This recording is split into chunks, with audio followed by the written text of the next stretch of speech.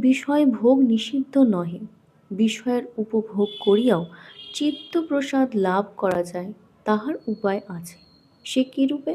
প্রথমত মনকে বশীভূত করিতে হইবে। অনুকূল বিষয়ে অনুরাগ বা প্রতিকূল বিষয়ে বিদ্বেষ উভয় ত্যাগ করিতে হইবে। মন বশীভূত হইলে ইন্দ্রিয়গণও আজ্ঞাধীন হইবে, বলপূর্বক চিত্ত হরণ করিতে পারিবে না। ইন্দ্রিয়গণ যাহার বশীভূত, সেই স্থির বুদ্ধি ব্যক্তি আত্মবশ্য ইন্দ্রিয়গণ দ্বারা বিষয় ভোগ করিলেও তাহার চিত্ত বিষয়ে আকৃষ্ট হয় না। রাগ দেশ জনিত চিত্ত বিক্ষেপ তাহার জন্মে নহে, সুতরাং তিনি নির্মল চিত্তপ্রসাদ লাভ করেন। পূর্ব শ্লোকের ব্যাখ্যায় উল্লিখিত নলিনীবাবু যদি বেদখলি জমির প্রতি অনুরাগ ও কার দিগের প্রতি বিদ্বেষ এই উভয় ত্যাগ করিয়া তাহার যেটুকু ছিল তাহারই অনাসক্ত চিত্তে ভোগ করিতে থাকিতেন, তবে তাহার আধ্যাত্মিক উন্নতির বিঘ্ন হইত না।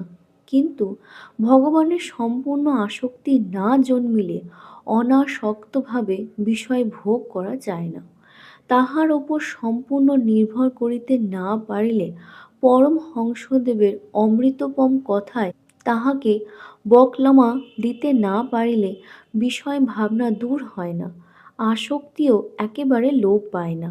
আমরা অনেক সময় মনে করি অনাসক্ত চিত্তে বাধ্য হইয়াই বিষয়ের মধ্যে আছি, অনিচ্ছায় ইচ্ছা হইতেছে, কিন্তু ইহা আত্মা প্রতারণা মাত্র। যাহার মন ঈশ্বরে লিপ্ত, ইন্দ্রিয় বিষয়ে লিপ্ত হইলেও তাহার দোষ হয় না, এইরূপ ব্যক্তিকেই নির্লিপ্ত সংসারী বলে। তুমি সংসারে থাকো, তাহাতে দোষ নাই, সংসার তোমাতে না থাকিলেই হয়। জলের ওপর নৌকা থাকিতে পারে, কিন্তু নৌকায় জল উঠিলেই ডুবে যায়। ভগবান শ্রী রামকৃষ্ণের উপদেশ। হে মহাবাহ, সেই হেতু যাহার ইন্দ্রিয় সর্বপ্রকারের বিষয় হইতে নিবৃত্ত হইয়াছে, তাহারাই প্রজ্ঞস্থির হইয়াছে। সাধারণ প্রাণীগণের পক্ষে যাহা নিশাস্বরূপ, তাহাতে সংযমী ব্যক্তি জাগ্রত থাকেন, যাহাতে অজ্ঞ প্রাণী সাধারণ জাগরিত থাকে। আত্মদর্শী মুনিদিগের তাহা রাত্রিস্বরূপ।